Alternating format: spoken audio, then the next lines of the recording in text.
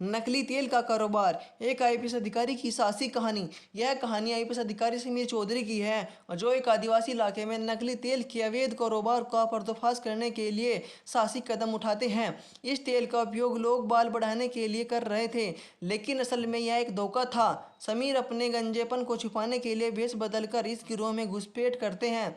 यह कहानी उस संघर्ष और साहस और न्याय की है जो समाज में फैले अंधविश्वास और धोखाधड़ी के खिलाफ खड़ी होती है। मध्य प्रदेश के एक दूर दराज आदिवासी इलाके में नकली बाल बढ़ाने वाले तेल का कारोबार तेजी से बढ़ रहा था। कई लोग इस तेल को इस्तेमाल करके अपने बालों को मोटा और घना बनाने की उम्मीद में पैसे खर्च कर रहे थे।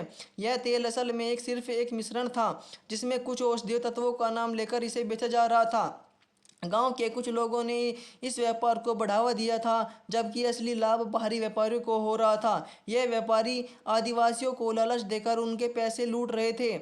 इस इलाके में फैली अंधविश्वास की संस्कृति ने इसे और बढ़ा दिया, जिससे लोग इस धोखे में आ गए थे। समीर चौधरी ने, जो एक ईमानदार और निडर आईपीएस अधिकारी थे, को इस इलाके में भेजा गया। उन्हें इस अवैध व्यापार की जानकारी मिली थी और उन्होंने इसे खत्म करने का संकल्प किया। समीर की छवि एक कर्तव्यनिष्ठ अधिकारी की थी और उन्होंने कई बड़े मामलों को सुलझाया था। जब समीर ने इस इलाके का दौरा किया था, तो उन्होंने देखा कि कैसे लोग नकली तेल के जाल में फंस रहे थे। उन्होंने महसूस किया कि इस व्यापार का असली कारण अंधविश्वास और अज्ञानता है, लेकिन इसके साथ ही इस व्यापार के पीछे एक संगठित गिरोह था जिसे ख़त्म करना आवश्यक था। समीर को समझ में आया कि अगर वह इस गिरोह का पर्दाफाश करना चाहता है, तो उसे खुद को इस समुदाय में शामिल करना होगा। इसलिए उन्होंने अपने सिर के बाल कटवा लिए और एक साधारण गांव वाले की तरह कपड़े पहनकर वहां पहुंचे। उनका उद्देश्य था कि उन्हें कोई पहचान न सके। समीर ने एक नई पहचान बनाई और खुद को मोहन नाम से पेश किया। उन्होंने एक यह नाटक किया कि वह बाल की बढ़ाने की वाले तेल की तलाश में है। इसके जरिए वह गिरोह के सदस्यों से जुड़ने की कोशिश करने लगे। गांव में समीर ने कई लोगों से बातचीत की और पता किया कि असली व्यापारी उसके पीछे कौन है।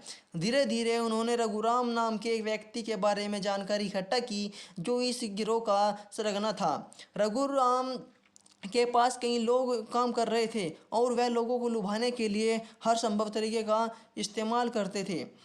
समीर ने देखा कि रघु का नेटवर्क बहुत बड़ा था और लोग उसे भगवान की तरह मानते थे, और उसने समझा कि अगर उसे रघुराम तक पहुंचना है तो उसे पहले उसके विश्वास को जीतना होगा। समीर ने मोहन की भूमिका को निभाने के लिए कई बार रघु से मिलने की कोशिश की। उन्होंने यह दिखाने का प्रयास किया कि वह भी नकली तेल के प्रभाव में है और रघु के अनुयायी बनना चाहते हैं। रघु ने समीर को अपने साथियों से मिलवाया और उन्हें बताया कि वह एक विशेष तेल का व्यापारी है जो निश्चित रूप से असरकारक है। समीर ने रघु को प्रभावित करने के लिए अपनी पूरी कोशिश की और उसे बताया कि वह भी उसके से बड़ा व्यापारी बनना चाहता है। धीरे धीरे रघु ने समीर पर भरोसा करना शुरू किया। एक दिन रघु ने समीर को अपने गोदाम में बुलाया, जहां वह नकली तेल का उत्पादन कर रहा था। समीर ने देखा कि वह कैसे एक साधारण तेल में कई कई अन्य तत्व मिलाता था और फिर उसे बाजार में महंगे दामों में बेचता था। यह देखकर समीर का मन भर आया, क्योंकि उसने देखा कि कैसे निर्दोष लोग इस धोखे का शिकार हो रहे थे।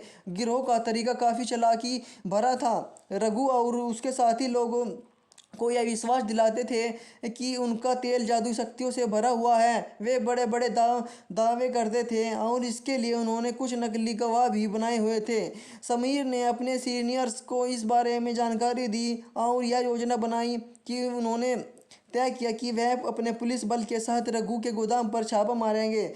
समीर ने रघु को अपने संपर्क में रखा ताकि वह उस पर शक न कर सके। अर्जुन ने एक दिन तय किया जब वे रघु के गोदाम पर छापा मारेंगे। उन्होंने अपने अधिकारियों को निर्देश दिया कि सभी तैयारी पूरी रखी जाए, किसी भी हालत में रघु और उसके साथियों को पकड़ना है। जिस दिन छापेमारी की योजना बनाई गई, समीर ने रघु से मिलने का नाटक किया। उन्होंने कहा कि वह भी अपने व्यापार को बढ़ाना चाहते हैं। रघु ने उसे गोदाम में बुलाया, जहां समीर ने अपनी टीम को अलर्ट किया हुआ था। जैसे ही समीर ने रघु को बताया कि वह अपनी टीम को बुला रहा है, उसी समय पुलिस ने गोदाम को घेर लिया। पुलिस ने रघु और उसके साथियों को रंगे हाथ पकड़ लिया और गोदाम से नकली तेल की बड़ी खेप बरामद की।